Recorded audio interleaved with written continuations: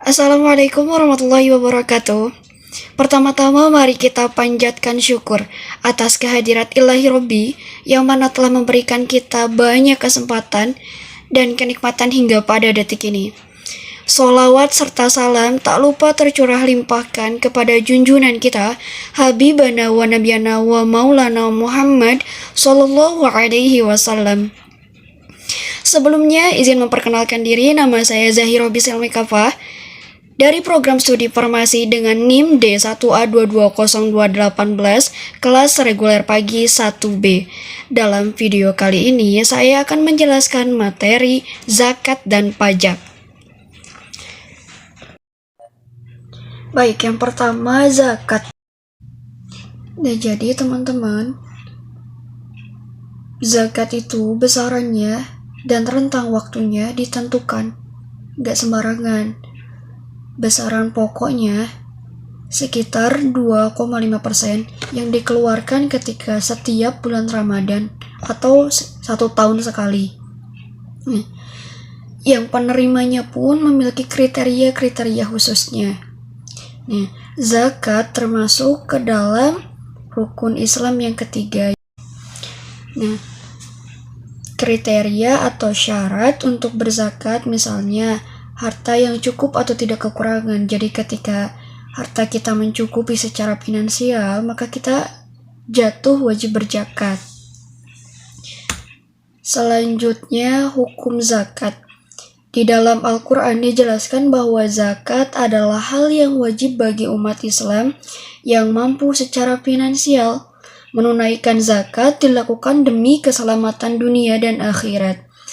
Perintah mengamalkan zakat dicantumkan dalam Al-Quran surat Maryam ayat 31 yang berbunyi, A'udzu billahi minasyaitonir rajim. Bismillahirrahmanirrahim.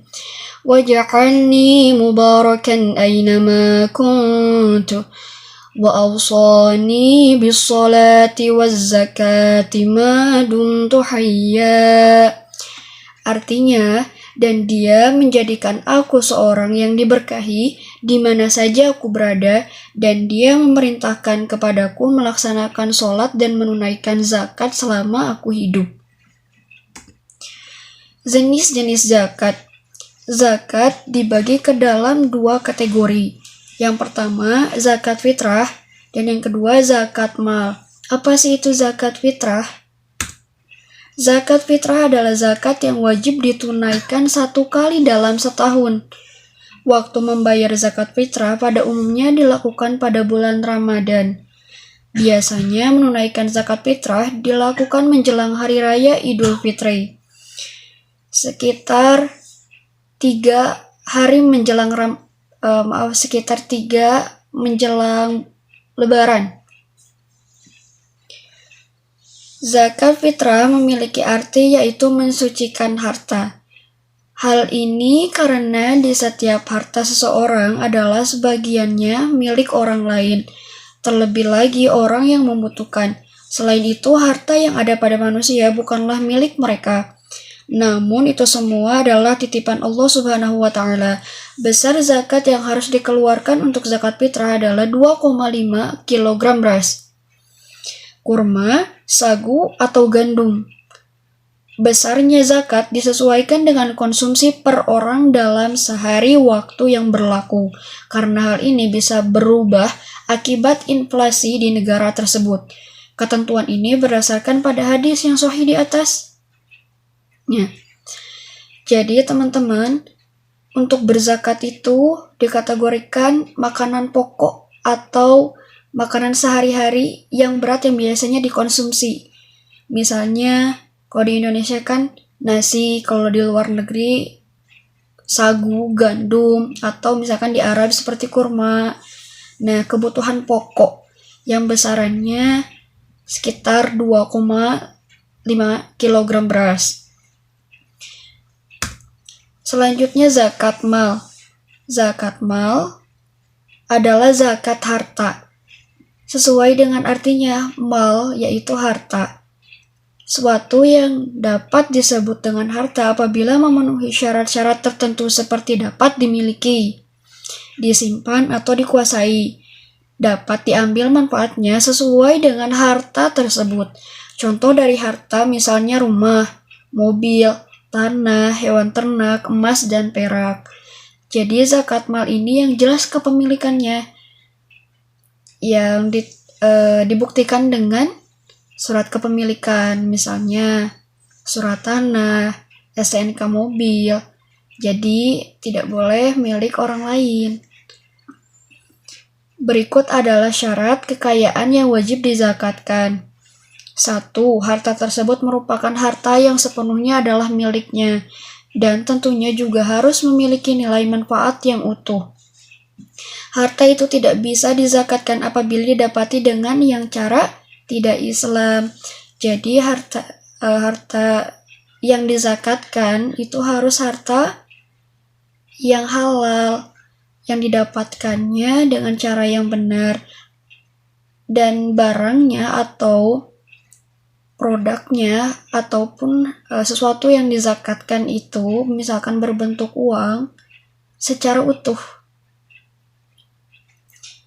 Lalu, harta yang bisa dimiliki bisa berkembang atau bertambah. Harta yang sudah dimiliki sudah mencapai jumlah tertentu yang sesuai dengan ketentuan zakat atau sudah sesuai dengan nisabnya. Nisab itu batas kepemilikan.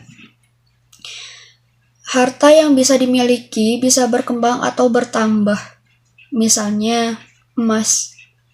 Memiliki investasi emas yang kita bisa disimpan dan kemudian suatu waktu kita bisa menjualnya, yang harga jualnya itu bisa lebih besar daripada kita membeli harga emasnya sendiri.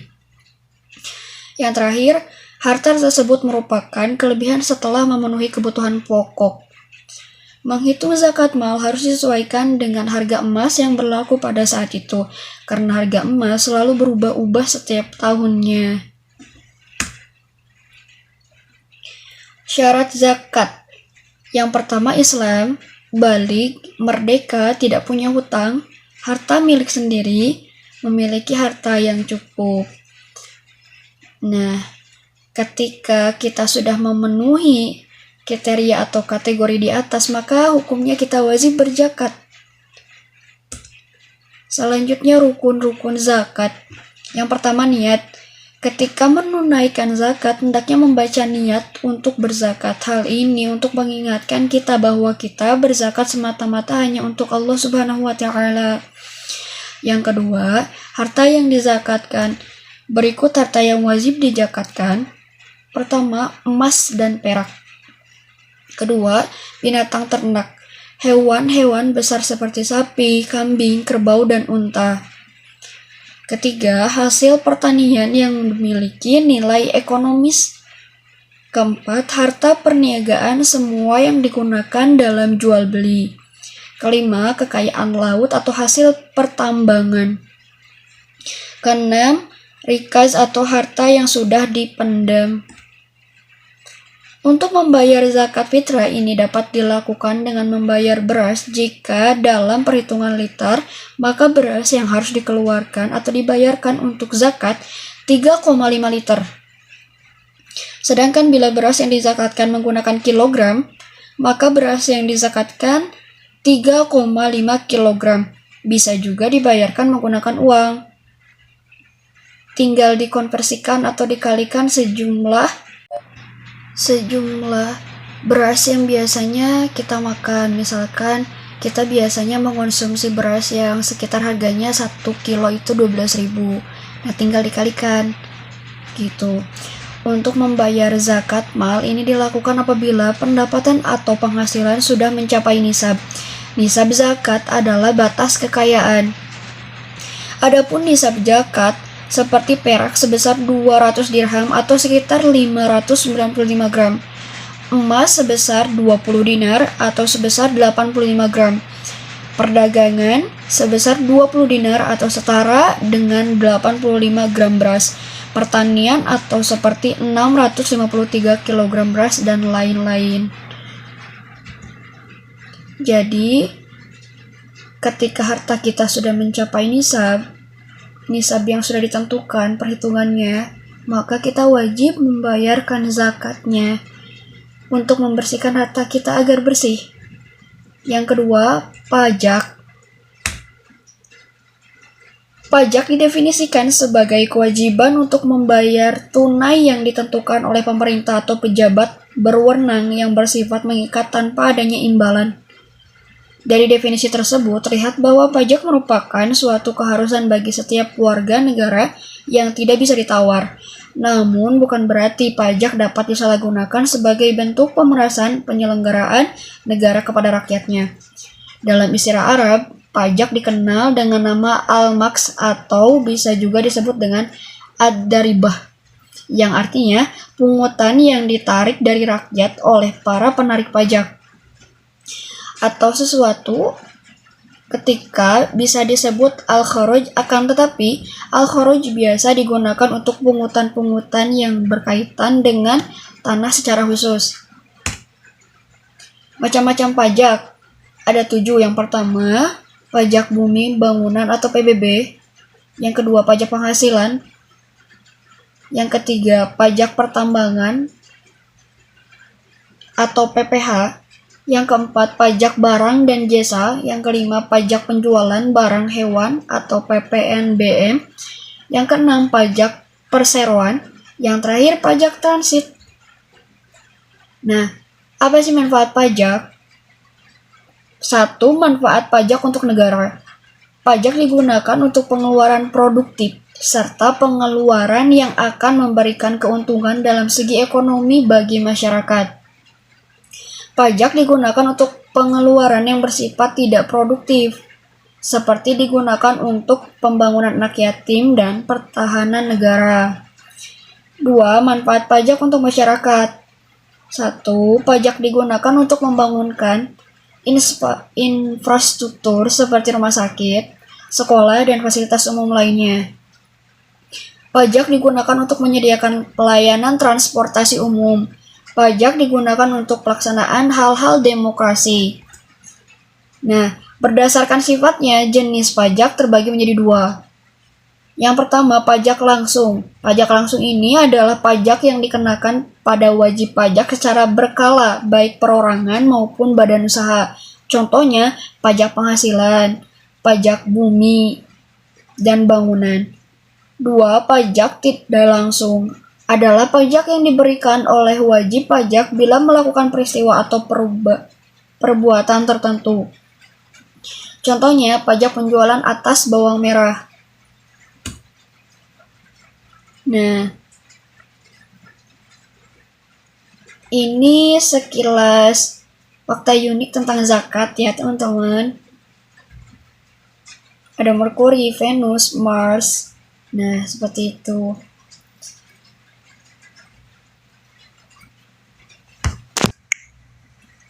Baik, sampai segitu materi zakat dan pajak. Kurang lebihnya mohon dimaafkan. Semoga video ini bermanfaat. Wabillahi taufiq wal hidayah. Wassalamualaikum warahmatullahi wabarakatuh.